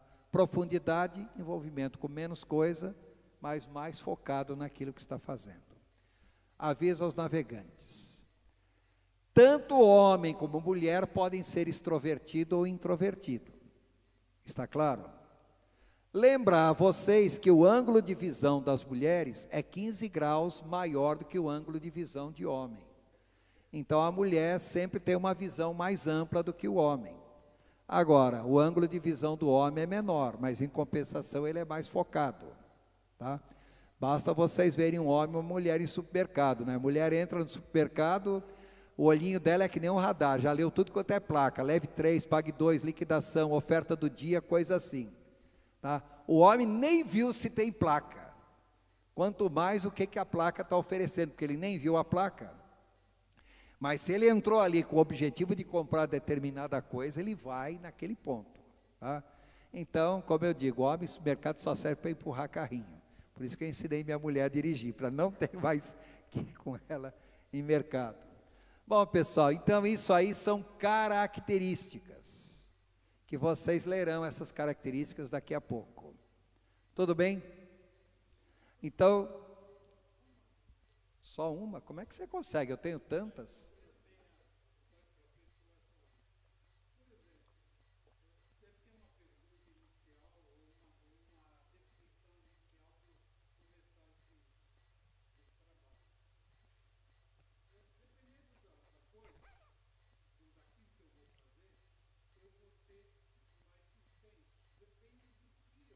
Exatamente. Então, raciocine a coisa da seguinte maneira. Não, eu entendi a pergunta. Em determinada situação eu posso ser mais extensivo, em outra situação eu posso ser mais ligado à profundidade. Raciocine a coisa da seguinte maneira, de modo geral. Qual é a preferência que eu tenho? De modo geral. Lembrar o seguinte, será que eu sempre posso dizer que eu sou 100% extensivo? Será que eu posso dizer que eu sou sempre 100% profundidade? Não. Não, por um motivo muito simples, porque na realidade nós nunca somos os dois extremos, tá? Nós sempre oscilamos entre os dois pontos. Repare o seguinte, o fato de uma pessoa ser 100% extrovertido, não quer dizer que ele seja 0% introvertido, não, tá? A pessoa pode lá ser 100% extrovertido e 100% introvertido ao mesmo tempo. Então, cada um desses itens aí, que eu estou listando, por exemplo, pega ali, ó, são as pessoas extrovertidas, são mais pessoas públicas. O introvertido são mais pessoas reservadas. E de repente, a pessoa pode ser tanto uma pessoa pública como reservada. Eu sou uma pessoa extremamente reservada, tá? Mas ao mesmo tempo, por força de circunstâncias, sou uma pessoa pública. Agora, eu me considero mais reservado do que público. Quem me conhece acha que eu sou mais público do que reservado. Não sei, é uma questão de ponto de vista. Como eu disse, né? Na hora de você analisar, você vai chegar que você é assim. De repente a sua esposa analisando você, vai falar, não, ele é o contrário. Quer dizer, às vezes a ideia que nós temos de nós mesmos, não é a ideia que os outros têm de nós. Ficou claro isso para todos? Bom, vou continuar que eu queria pelo menos explicar o questionário para vocês hoje, mas estou achando que não vai dar tempo. Agora, algumas pessoas, para receber as informações, são mais sensoriais, outras são mais intuitivas. Então, as sensoriais se baseiam basicamente em quê? Órgãos do sentido. As intuitivas também se baseiam em órgãos do sentido. Mas as intuitivas também, estão tirando deduções, independente do que os sentidos podem estar dizendo, né? Então, as pessoas sensoriais, ou experiências sensoriais, buscam no ambiente e na realidade física cotidiana a fonte de suas informações. As pessoas ligadas à intuição buscam significados, relacionamentos, possibilidades nas suas experiências e de repente tem um insight. O que é insight? Tcham! Quer dizer, a ideia vem na cabeça. Insight quer dizer, literalmente seria a iluminação. Já viram que vocês estão pesquisando, dali a pouquinho, tchum, alguma coisa brota na cabeça? A conclusão de uma vez? Então, algumas pessoas são altamente intuitivas nesse aspecto, tá? Não é para todo mundo, tá? Como eu costumo dizer, em geral, as mulheres são mais intuitivas. Então, maridos, ouçam as suas esposas. Pode até não concordar com o que elas dizem, mas ouçam, porque as mulheres são mais intuitivas. Elas sabem que sabem, embora muitas vezes não sabem como sabem, mas o fato é que sabem. Então, valorizem a esposa que vocês têm, tá? Então, quando eu coloco ali sensoriais e intuitivas, sensorial normalmente prestam mais atenção a fatos e detalhes. O intuitivo tentam entender as conexões, significados e implicações. Tá? Sensorial são mais realistas e práticas. Intuitivos são mais imaginativos e criativos. A mesma coisa, tem todos esses itens aí, não vou ler cada um, vocês terão a oportunidade de ler. A mesma coisa, uma pessoa pode ser 100% sensorial? Pode. Pode ao mesmo tempo ser 100% intuitivo? Pode. Tá? É difícil, mas pode. Então vocês vão ver o percentual de sensoriabilidade e de intuitividade de vocês. Então, vocês talvez fiquem surpresos. Quando eu faço esse teste, eu sempre empato nesse aspecto, sensorial e intuitivo. Para mim, tá, toda vez que eu faço o teste, se dá diferença para mim, é 1, 2 pontos de diferença, é muito pequeno, tá? Então, eu empato nas duas coisas aí. Quer dizer, entre extrovertido e introvertido, eu me considero mais introvertido. Mas entre sensorial e intuitivo, estou jogando os dois times. Está claro? Bom, continuando. Agora, aquelas pessoas que são mais pensadoras ou que são mais emotivas. Então, a pessoa pensadora, thinking, procura, assim, a pessoa toma as suas decisões, chega a conclusões baseadas em quê? Mais na razão ou mais na emoção? Então, a pessoa pensadora procura determinar a verdade objetiva, a consistência lógica e a análise de causa e efeito.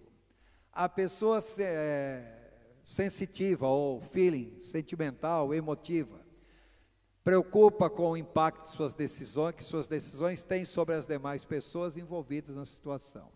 Em outras palavras, é mais influenciado pelos outros do que o pensador. O pensador, em geral, ele tira as suas conclusões, não precisa da opinião de ninguém, não. Ele mesmo conclui. Tá? Então, quando eu pego a escalinha, os pensadores tomam decisões mais objetivamente, pesando os prós e os contras. Os sentimentais tomam decisões baseadas em como se sentem acerca do assunto e como os outros são afetados. Bom, também tem tudo isso aí para vocês lerem. Tá? Observe a penúltima linha. Na penúltima linha, os pensadores acreditam que os sentimentos são válidos apenas se forem lógicos. Enquanto que os sentimentais, qualquer sentimento é válido, faça sentido ou não. Tá? Em outras palavras, tem pessoas que são extremamente racionais, enquanto que outras pessoas são mais emotivas. Eu não me considero nem um pouco emotivo. Eu me considero extremamente racional para um monte de coisa. Tá? Então, se vocês esperarem de mim um dia me ver chorando, lamentando, virando cambalhota, ou coisa assim, é melhor vocês sentarem e esperarem. Porque até que isso aconteça, eu vou ter que me converter a esse tipo de comportamento. Tá? Agora, que nem ontem eu estava discutindo com uma pessoa sobre tirar aqueles garotos que estavam presos lá na Tailândia, em caverna. Tá? Então, aí eu estava conversando com o médico falando, não, eu não serviria para isso. Porque se eu não souber nadar, me colocar uma máscara no rosto e me fazer entrar numa passagem escura, eu entro em desespero. Eu virei para ele e falei, eu encararia numa boa, tranquilamente.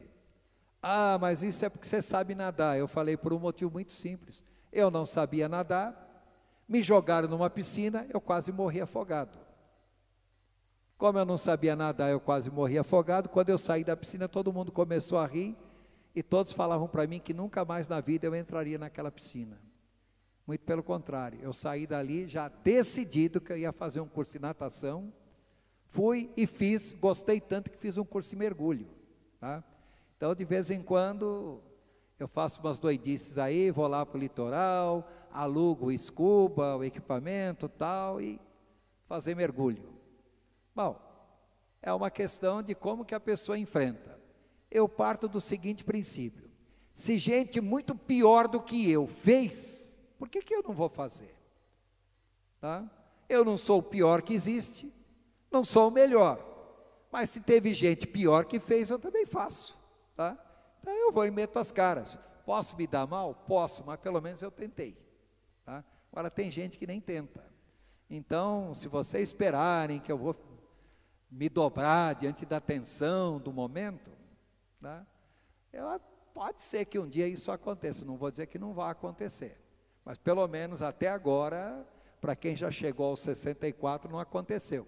E eu ainda parto do princípio que don't teach new tricks to old dogs, tá? Não se ensina truques novos a cachorro velho, nessa altura do campeonato. Se eu não mudar daqui para frente é meio difícil. Tá claro? Bom, continuando. Agora, se a pessoa é mais chegada a ser julgadora ou perceptiva. Bom, ou seja, qual é a capacidade de liderança dessa pessoa? Não é tanto liderança, é como que ela determina o seu ambiente. Então, o julgador procura viver de maneira mais organizada, estruturada e gosta de tomar decisões. Enquanto que o perceptivo gosta de viver mais espontâneo, de uma maneira mais espontânea, mais numa boa, mais flexível, adaptável, tá? Deixando para os outros a responsabilidade de tomar decisões. Tá? Quer dizer, tem gente que nasceu para mandar. Ah, então isso aí é inato? Não, muitas vezes a pessoa foi treinada para isso. Tá? Então, é uma questão de treino. Tudo bem até aí? Sim ou não? Em função disso, assim, os julgadores são mais felizes depois que as decisões foram tomadas. O perceptivo são mais felizes deixando as opções em aberto. Em outras palavras, se eu for bem, se eu não for bem, entre ir e não ir, eu fico no ir e não vou. Quer dizer, é uma verdadeira Dilma na vida, tá? Não sabe se vai ou se fica ou se vai, porque quem vai não fica, quem fica não vai, porque quem vai não foi, e assim vai. Faz uma confusão dos diabos, tá? Os julgadores tendem a tomar decisões de maneira mais rápida e mais facilmente. O perceptivo tendem a se sentirem ansiosos e inseguros para tomarem decisões. E assim vão. Observem a penúltima linha. Os julgadores só ficam felizes quando atingem o seu objetivo final. O perceptivo já está feliz se começou, mesmo que não conclua. Eu me lembro uma vez, eu estava conversando com o pessoal lá na UBC, lá em Mogi das Cruzes, aí uma pessoa falando para mim assim: o meu grande sonho era um dia entrar na faculdade. Falei, legal, você entrou, está gostando do curso? Não, eu só queria entrar, não pretendo nem concluir, mas eu sei que pelo menos eu consigo entrar. Eu falei, bela droga, bela conclusão besta, quer dizer, você entrou, e daí? Não, já estou realizado. Eu falei, não, eu entendo que se você faz 4 anos de uma faculdade, desiste no último ano, então você perdeu 4 anos da sua vida. Agora, se você faz a faculdade e conclui, você investiu todos esses anos da sua vida. Se você chegar no finalzinho e desistir, então você não investiu, você perdeu dinheiro, perdeu tempo, você perdeu a vida. Tá? Não, mas eu já estou feliz e satisfeito assim. Falei, bom, cada cabeça uma sentença, né? Se ele está feliz, tá? Amém, fazer o quê, né? Bom, então observem agora que eu vou combinar aqueles aspectos. O indivíduo que é extrovertido, intuitivo, emotivo, feeling, e julgador. Tá? Então, ENFJ. Então, extrovertido, intuitivo, feeling de emotivo, J de julgador. Característica típica do perfil do professor nato ou do educador nato. Mas essa mesma pessoa pode ficar na dúvida entre extrovertido e introvertido. Então, nós teríamos o perfil INFJ. Introvertido, tá? Intuitivo, emotivo, julgador. É o conselheiro nato. Tá ok? Observe se a pessoa for ENFP, extrovertido, intuitivo, emotivo, perceptivo. É o defensor. Defensor do quê? Tá? É aquele tipo de pessoa que toma atitude passiva o tempo todo, está se defendendo de tudo. Ao contrário, se for o INFP, tá? É aquele tipo de pessoa que nós chamamos de idealista. Tá? Gosta de pensar, tá? Eu chamo que é o verdadeiro Karl Marx na vida. Criou uma teoria, o comunismo, que funciona tudo muito bem, na teoria. Mas ele mesmo não se enquadrava em nada daquilo que ele fez. Quer dizer, bolou uma teoria para os outros, não para ele. Tá? Aí vocês pegam ali o ENTJ. Então, extrovertido, intuitivo, altamente pensador e altamente julgador. O marechal ou líder dos líderes. Nasceu para mandar. Agora, a mesma pessoa, se for introvertida, INTJ, é o cérebro mestre ou pensador genial. É o gênio. Tá? Manda muitas vezes porque é genial, não porque tem espírito de liderança. Está claro? Conseguiram entender? Tá? Então, observe o ENTP, inventor, o INTP, o arquiteto ou planejador. Tá? Depois eu pego o ESFJ, o servidor ou provedor, aquele que nasceu para servir. O ISFJ é o protetor, não gosta de ver ninguém sofrendo, que já toma o lugar daquele que sofre. Tá? O ESFP é o artista ou pessoa popular. Tá? O ISFP é o compositor, compositor de qualquer coisa, compositor de ideias, compositor de música também. Tá? O ESTJ, supervisor ou vigilante. O ISTJ, inspetor ou cidadão exemplar. Tá? ESTP, empreendedor ou promotor. O ISTP, o artífice ou a pessoa que tem alguma habilidade manual ou coisa assim. Tudo bem? Aí vocês vão falar, cada um de vocês, onde eu estou ali? Não, onde eu estou, é vocês, tá? Onde eu estou ali, não é onde eu estou, tá? Então, é onde cada um de vocês está. Então, é uma questão de vocês fazerem um pequeno testezinho para saber onde vocês estão.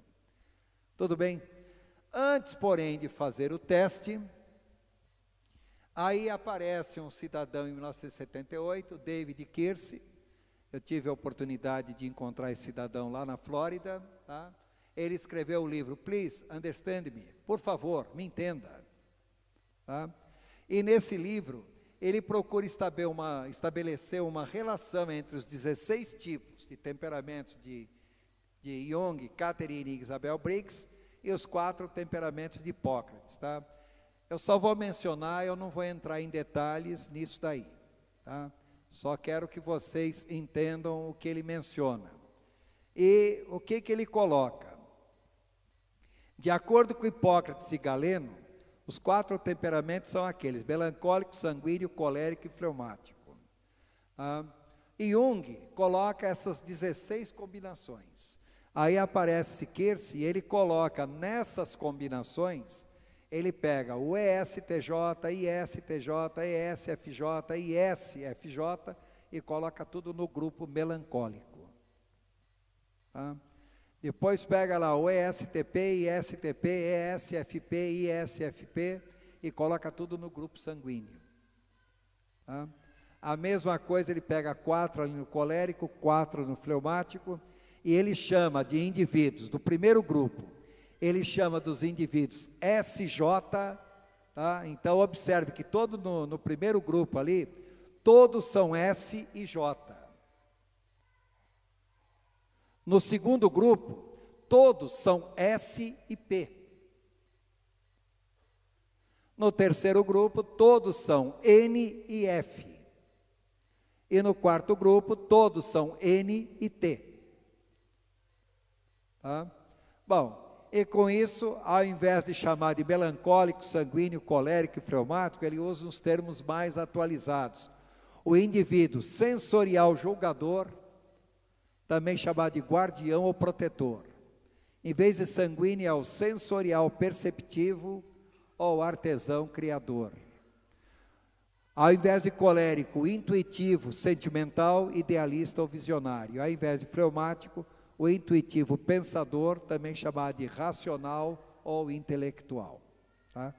Quer dizer, isso aí são apenas classificações. Eu não vou entrar em detalhe nessa escala de Kirsch, porque isso aí já foge um pouco ao nosso objetivo, tá? Mas vocês têm o material aí que eu mandei para vocês, vocês leiam, tá?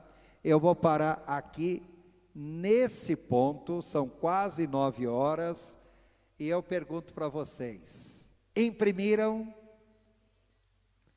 Trouxeram? Pessoal, eu quero explicar para vocês, porque não vai dar tempo de fazer aqui, tá? Eu só vou explicar para vocês como faz, vocês farão em casa. E se quiserem o resultado, na quinta-feira eu explico para vocês como que nós analisamos isso. Então observem aí, como que eu aplico esse teste.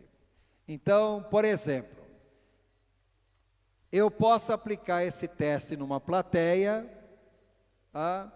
Eu posso aplicar esse teste individualmente e eu gosto mais de aplicar esse teste no casal. Tá? Quando eu aplico individualmente, eu estou analisando só aquela pessoa. Se eu aplicar numa plateia, bom, a plateia é grande, mas a avaliação é individual. Se eu aplicar no casal, na realidade, o marido vai avaliar a si mesmo, a mulher vai avaliar a si mesmo. Então, cada um já fez um teste. Depois, o marido vai avaliar a esposa vai avaliar o marido. Em outras palavras, cada um fará o teste 2 vezes. Uma vez para si mesmo e outra vez para o seu cônjuge. Ficou claro? Só que aí nós vamos observar um detalhe. Quando o marido avalia a si mesmo e quando ele é avaliado pela esposa, nem sempre a resposta dele avaliando a si mesmo e a resposta da esposa avaliando ao marido, as respostas serão as mesmas. É muito difícil. Até hoje, eu até já encontrei perfis idênticos, mas eu nunca encontrei valor de perfil absolutamente idêntico. Até hoje, não teve. Vai que de repente aconteça um milagre aqui, né? Não duvido. Então, observe uma outra coisa importante.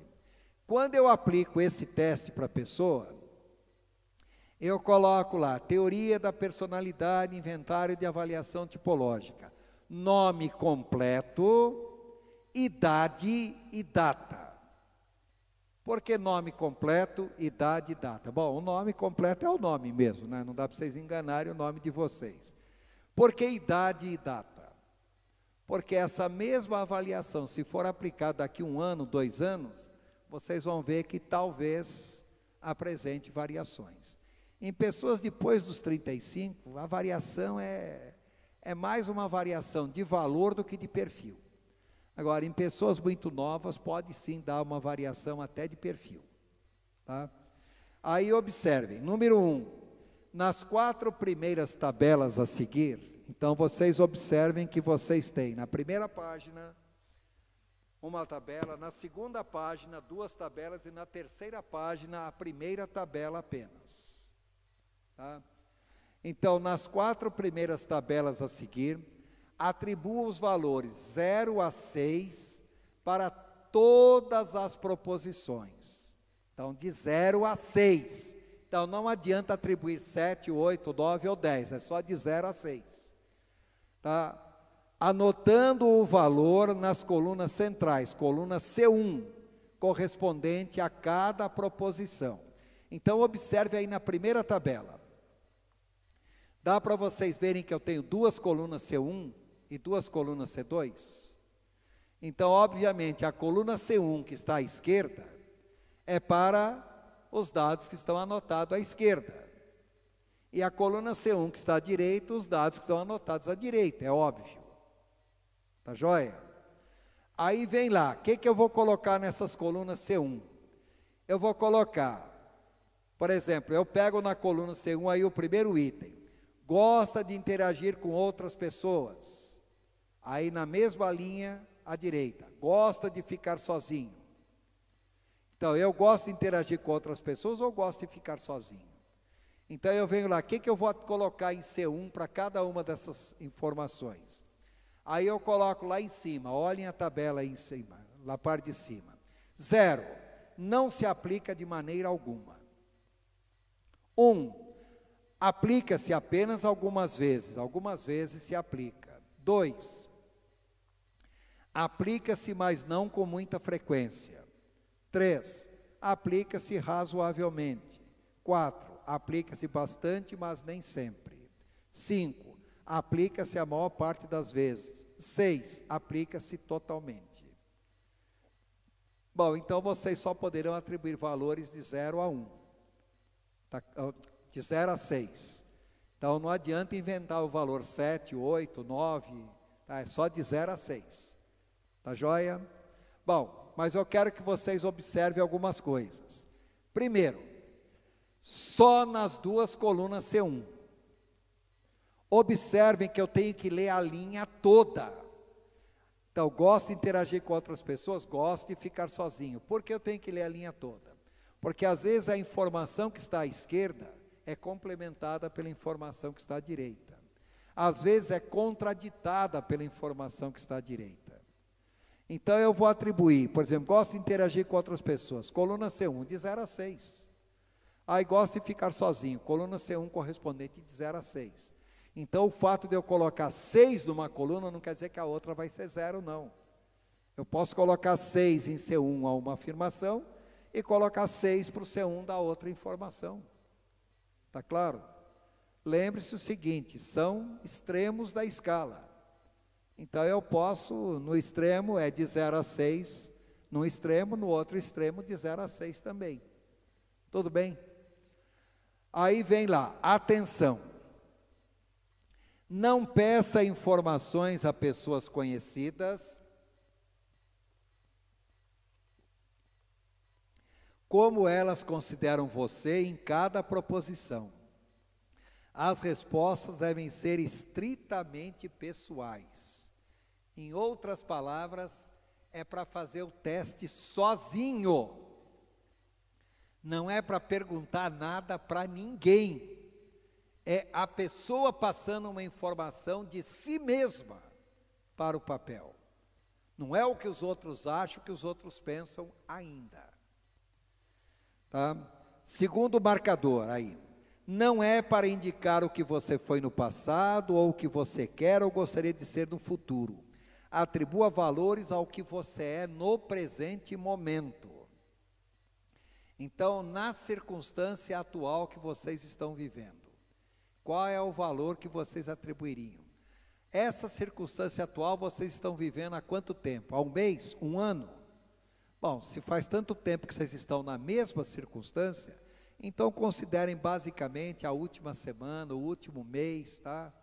Agora, quando a pessoa está sofrendo oscilações muito grandes, então eu quero o presente momento, tá? Esse presente momento, tá, pode ser uma semana, tá? Depois vem lá, terceiro marcador. Não existem valores certos ou errados, portanto não é para fazer juízo de valores em cada proposição. Seja o mais fiel possível em sua autoavaliação. Então, eu leio um negócio, esse item aqui é muito feio. Não, não é se é feio ou é bonito, é se é aplicável a mim ou não. Tá? Então, não fiquem fantasiando, não, eu vou colocar 0 porque eu não gosto disso aqui. Não, não é que você gosta ou não gosta, é o que você é. Tá? Quarto marcador, seja rápido ao atribuir valores a cada proposição e procure indicar o primeiro valor que vier em sua mente sem refletir muito. Por quê? Porque isso aqui é um teste projetivo, ou seja, é para forçar vocês a não meditarem muito, por isso que eu pedi, não leiam com antecedência. Então é para ler. Detalhe, vocês têm um tempo mínimo para fazer esse teste, e vocês têm um tempo máximo para fazer, só que vocês não sabem nem quem é o mínimo, nem quem é o máximo. Então não queiram ser rápidos demais para não ser menos que o mínimo, nem protelem demais para que não sejam além do máximo, só que vocês não sabem qual é o mínimo, qual é o máximo. Bom, como eu não vou aplicar o teste para vocês em condições reais, o mínimo é 9 minutos e o máximo é 16 minutos. Pessoas que fazem o teste, as 4 tabelas, em menos de 9 minutos, são pessoas altamente ansiosas. E pessoas que fazem mais de 16 minutos, são pessoas altamente depressivas. Então, só o tempo que vocês vão gastar nas 4 primeiras tabelas, já estará dizendo para mim se a tendência é ser ansioso ou depressivo. Então, quando eu vou aplicar o teste, eu falo para a pessoa, nome, idade, data. Já leu as instruções? Já. Tá? Então, pronto para começar? Pronto. Estou marcando o tempo. Tá? Aí, o que eu faço? Eu pego para a pessoa e entrego 2 testes absolutamente idênticos. Por quê? Porque quando estiver fazendo a primeira tabela, ela pode ficar olhando aqui em cima o tempo todo. Mas quando estiver fazendo a segunda tabela, ela não pode ficar o tempo todo indo e voltando, para consultar, para ver o que vai colocar nas tabelas. Então eu coloco uma outra tabela para a pessoa poder olhar com facilidade. Tá joia? Bom, aí vem lá. Não se preocupe em fazer os cálculos de cada tabela, isso ficará por conta do avaliador. Só que como os avaliadores serão vocês, então na quinta-feira eu explico como que faz os cálculos. Agora, vocês observaram um detalhe? Eu estou falando para vocês das 4 tabelas, mas vocês observaram que eu não li o título das 4 tabelas para vocês? Por quê? Porque em condições reais, eu não leio os títulos das tabelas.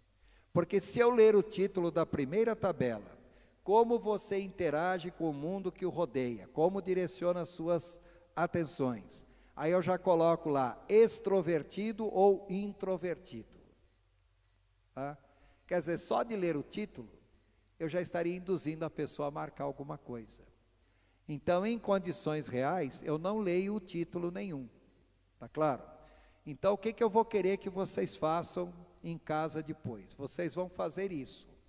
Só que vocês vão colocar o nomezinho de vocês, idade, data. Tá pronto para começar? Marquem tempo, hora, minuto e segundo. Começo. Aí responde as 2 colunas C1 da primeira tabela, segunda, terceira e quarta tabela. Terminou a 4ª tabela, quanto tempo vocês gastaram? Aí marcam. Hora, minuto e segundo que terminaram. E faça o cálculo do tempo que vocês gastaram. Tá? Então, quem gastou menos de 9 minutos, parabéns, ansioso. Tá? Quem gastou mais de 16, parabéns, depressivo. Tá? Quem ficou entre 9 e 16? Das duas, uma. Ou é a pessoa normal, não é ansioso nem depressivo, ou o que é pior, pode ser ansioso e depressivo ao mesmo tempo. Tá joia? Tudo bem até aí? Então entendo, eu não estou falando de cálculos, eu estou falando apenas atribuir valores nas 2 colunas C1. Primeira tabela, segunda tabela, terceira tabela, 4ª tabela. Terminou a 4ª tabela? Não pulem item nenhum. Terminou a 4ª tabela? Terminou. Voltem na primeira tabela. Depois que chegou na 4ª tabela, volte na primeira tabela. Vai fazer tudo de novo. Só que agora não precisa mais se preocupar com o fator tempo. Aí vai ler novamente com calma, tranquilo, podendo pensar, meditar, gosta de interagir com outras pessoas ou gosta de ficar sozinho? Eu vou manter os mesmos valores. Então, na coluna C2 correspondente, mantenha o mesmo valor. Dessa vez eu quero mudar. Tá bom, então mude. Mas espera aí, se eu já fiz em C1, por que eu vou fazer em C2? Porque eu já falei para a pessoa, tem um tempo mínimo, tem um tempo máximo. Então eu já induzi a pessoa a fazer. Tá claro? Agora eu vou falar, faça a mesma coisa sem se preocupar com o tempo. Só que a pessoa já projetou um resultado inicialmente. E na hora que ela for fazer de novo, ela já vai estar sugestionada pelo valor que marcou inicialmente. Tá? O que me interessa não é o valor que vocês marcarem em C1. O que me interessa é o valor que vocês marcarem em C2. Todo o cálculo que vai ser feito daqui para frente é em cima das colunas C2, não das colunas C1. Tá claro? Só que eu faço C1 primeiro, por quê? Porque eu já projetei algo de mim sem poder pensar muito. Agora, quando eu for fazer o C2, eu posso pensar, mas eu já tenho um valor projetado anteriormente. Então, na realidade, esse valor projetado anteriormente já vai induzir a minha resposta. Ficou claro isso para todos? Tudo bem? Bom, aí vocês façam a tabela 1, como você interage com o mundo que o rodeia, como direciona a sua atenção. Reparem que é o extrovertido e introvertido. No verso da página, tabela 2. Como você assimila as informações que recebe? Então, entendo que tem o sensorial e intuitivo. Se a pessoa é mais sensorial, se é mais intuitiva. A tabela 3, como você toma decisões e como chega a conclusões. Se vocês tomam decisões mais pela razão ou mais pelas emoções. Se é o thinking, pensador, ou se é o feeling, mais pelas emoções. Então, reparem que os procedimentos são os mesmos. E na quarta e última tabela, prefere viver tomando decisões ou aceitando as opções que são oferecidas? Então, é o julgador ou o perceptivo. Tudo bem? Então, olhe aí depois da tabela 4, aí fizeram as duas colunas C1 das 4 tabelas. Fizeram? Terminaram? Aí chegou na quarta tabela, veja depois da quarta tabela, está lá, número 2. Refaça a avaliação com mais calma. Caso queira alterar algum valor para cada proposição, anote na coluna C2 correspondente de cada uma das 4 primeiras tabelas. Se não for fazer alterações, apenas repita o valor de C1 em C2 para cada preposição. Amém? Tá? Número 3. Some o valor de cada coluna C1 e C2 nas 4 primeiras tabelas. Então, somar o valor.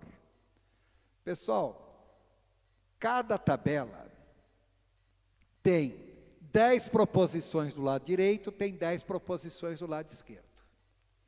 Se o máximo que vocês vão marcar é de 0 a 6 em cada proposição, qual é o valor máximo que vai ter na soma?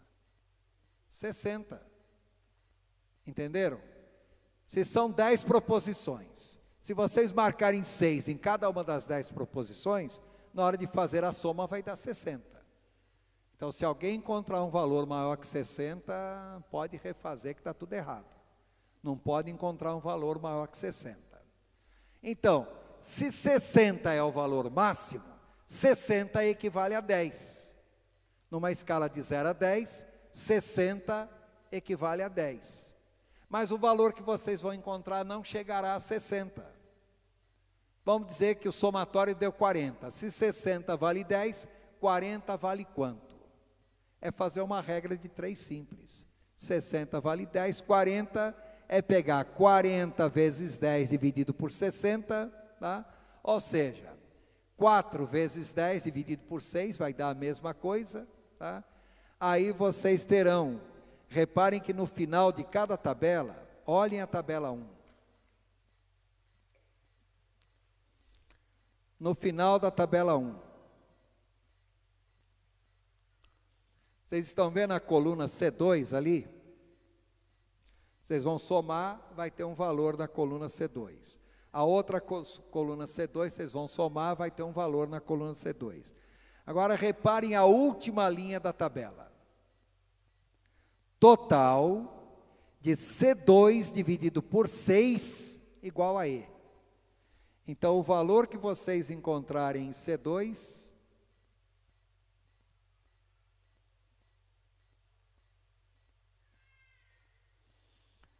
Irmãos, ó, Marronzinho passou aqui e pediu para ninguém mais estacionar no canteiro central, tá? Que estará sujeito a multa.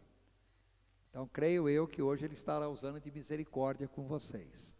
Misericórdia que não estará valendo na próxima aula. Não estacione no canteiro central, tá?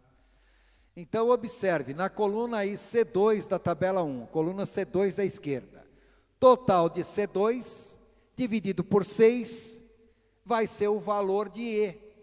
Ou seja, na escala de extrovertido, vocês ficarão de 0 a 10. Ou seja, qual o percentual? Se, por exemplo, E for, por exemplo, 6,8, significa que vocês são 68% extrovertido. Tá? Aí vem do lado direito da tabela, C2 dividido por 6, I é igual a total de C2 dividido por 6. Então, é a medição da escala de introvertido. Tá joia? Mas isso aí nós vamos fazer na quinta-feira. Hoje eu só quero que vocês entendam esse inventário para vocês fazerem, tá? Na quinta-feira nós vamos fazer o cálculo e eu vou dar o resultado disso aí para vocês. O resultado é grande, são, sei lá, umas 70 páginas.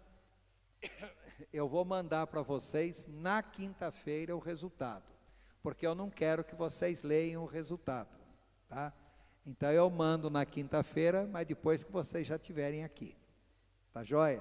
Para ninguém ler o resultado para vir para cá. Tudo bem, pessoal? Rogério, tá entendido?